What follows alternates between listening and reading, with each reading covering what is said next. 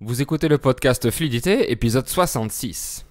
Le verlan est utilisé depuis des décennies dans la langue française, mais au fait, c'est quoi le verlan? C'est ce qu'on va voir aujourd'hui. Alors, restez à l'écoute. Salut, je m'appelle Fabien, je suis français, polyglotte et professeur de français.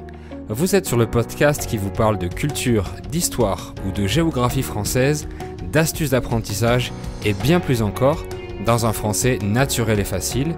Bienvenue dans le podcast Fluidité. Bonjour et bienvenue dans ce 66e épisode. Je voudrais tout d'abord souhaiter la bienvenue aux nouveaux membres du club VIP de la semaine dernière et les remercier en espérant que je prononce bien leur prénom. Bienvenue à Maria Teresa, Anne-Marie et S6 in Cérébral. Si vous voulez vous aussi profiter du podcast privé Je vous explique ou Je vous explique, la grammaire de chaque épisode, les conjugaisons, les temps, les verbes irréguliers, tout ce qui est difficile en français. Si vous voulez avoir accès aux transcriptions bilingues, à la version MP3 de chaque épisode et encore beaucoup de matériel pour les apprenants, venez rejoindre le club VIP. Et dans le podcast Je vous explique, je continue à parler du sujet de l'épisode, donc vous aurez accès aux bonus sur le verlan. Je vous mets le lien dans la description du podcast sur Spotify et sur YouTube pour vous inscrire au club VIP. Le verlan est bien connu de tous les Français qui l'utilisent ou au moins le comprennent. C'est une forme d'argot qui consiste à inverser les syllabes d'un mot pour le rendre difficile à comprendre. Et en effet, la fonction de l'argot est de ne pas être décodé par les gens qui n'en ont pas l'habitude ou ceux qui ne sont pas encore au courant. Être au courant veut dire être informé de quelque chose, d'une situation, d'un événement ou quoi que ce soit. On dit souvent « je te tiens au courant » pour dire « je te tiens informé ». Donc l'argot est fait pour que ceux qui ne sont pas au courant ne puissent pas le comprendre. Toutes les langues ont leur argot. Ça peut être de l'argot pour se protéger de la police, par exemple, avec un vocabulaire très riche. Ou alors, l'argot peut aussi répondre à une logique identitaire, une appartenance à un groupe. Ce sentiment d'appartenance permet de renforcer notre identité. Mais revenons à nos moutons, revenons au verlan. Quand on parle, on dit les mots à l'endroit, donc dans le sens normal de leur écriture, mais le verlan propose de prononcer les syllabes à l'envers, donc dans le sens contraire. D'où le nom de ce type d'argot, le verlan, qui est l'inversion des syllabes de à l'envers, du mot envers. L'inversion des lettres ou des syllabes existe déjà depuis plusieurs siècles pour donner un effet de style dans la littérature. Les premières inversions de mots qui ont été retrouvées datent du XIIe siècle dans une version de Tristan et Iseult où l'auteur transforme le prénom de Tristan en Tantris pour se faire passer pour quelqu'un d'autre. Puis on retrouve le verlan au XVIe et au XVIIe siècle dans le dictionnaire universel d'un poète de l'époque qui utilise le mot verjus pour parler de jus vert. Apparemment à cette époque, on disait c'est jus vert et verjus pour dire que deux choses qui paraissent différentes sont en fait similaires. De nos jours, on peut entendre l'expression c'est bonnet blanc ou blanc bonnet. Au XIXe siècle, un linguiste a étudié l'argot du français et il a retrouvé un mot en verlan dans une lettre d'un prisonnier.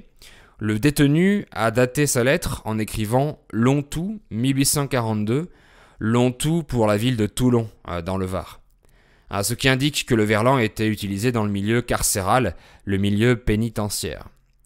Dans l'adjectif carcéral, les hispanophones reconnaissent le mot carcel et on dit qu'une personne a été incarcérée, mise en prison. Ensuite, le verlan a été utilisé par les Français durant l'occupation de la Seconde Guerre mondiale pour tromper les Allemands.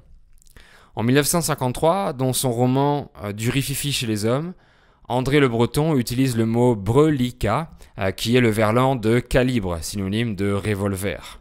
Le verlan arrive chez les jeunes parisiens fans de rock des années 60, qu'on appelait les blousons noirs. Et l'un des symboles des jeunes parisiens de cette époque est le chanteur Renaud. Oui, c'est la même prononciation que la marque de voiture Renault. En 1978, il sort une chanson qui s'appellera Laisse béton. Béton est le verlan du verbe tomber. Laisser tomber quelque chose ou quelqu'un veut dire abandonner. La plupart du temps, on utilise laisser tomber au lieu de abandonner. Par exemple, elle a laissé tomber le piano parce qu'elle n'avait pas le temps. En 1984, le titre d'un film policier comique s'appelle Les Ripoux, qui est le verlan de pourri. L'adjectif pourri se dit d'un aliment qui n'est plus comestible parce qu'il est déjà en décomposition. Cette pomme est pourrie, tu dois pas la manger. Pourri est aussi familièrement synonyme de nul. Cette chanson est pourrie. Et pourri est aussi le nom donné à un policier corrompu, un pourri. Donc un ripou en verlan. Ensuite, dans les années 80, le verlan devient de plus en plus populaire dans les banlieues où habitent des populations d'immigrés. Le verlan leur permet de se démarquer des autres, de montrer leurs différences sociales et culturelles et d'avoir une identité un peu plus marginale.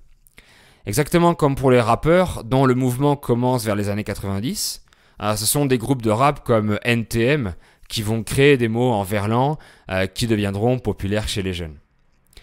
Et le verlan devient de plus en plus utilisé par différents groupes sociaux et pas seulement par les jeunes de banlieue.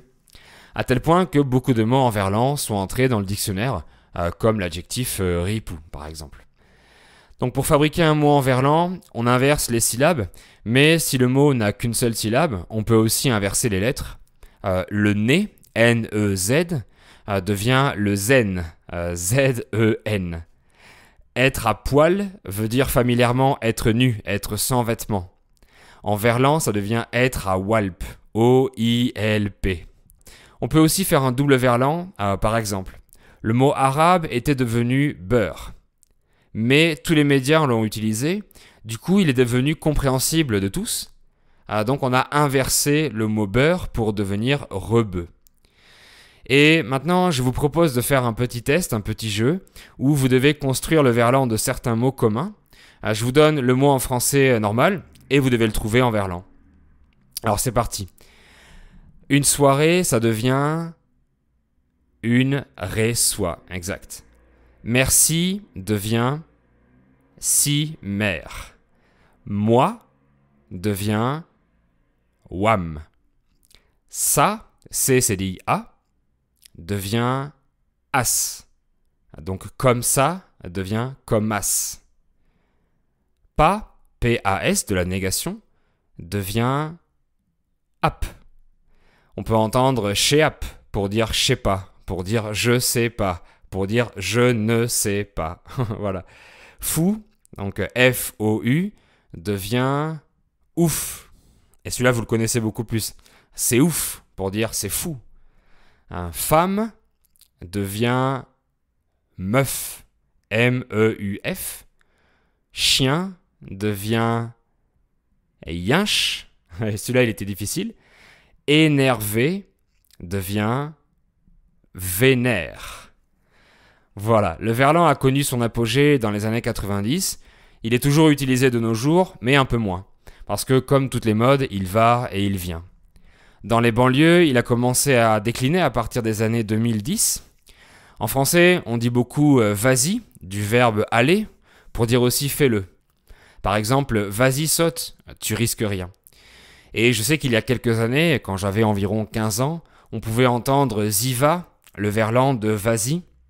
Mais aujourd'hui, plus personne ne dit ziva parce que c'est ringard. L'adjectif ringard veut dire démodé, passé de mode.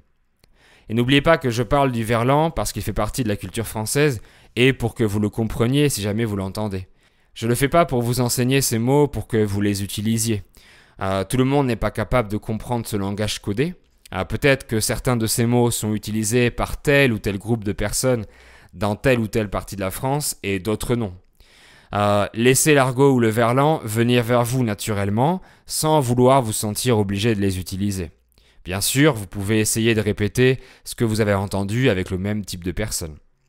C'est super de connaître la culture d'un pays et c'est essentiel pour parler la langue, mais concentrez-vous en priorité sur un français neutre, étant déjà gigantesque, que vous allez faire évoluer au fur et à mesure de votre apprentissage au contact des natifs en rajoutant des mots d'argot par exemple.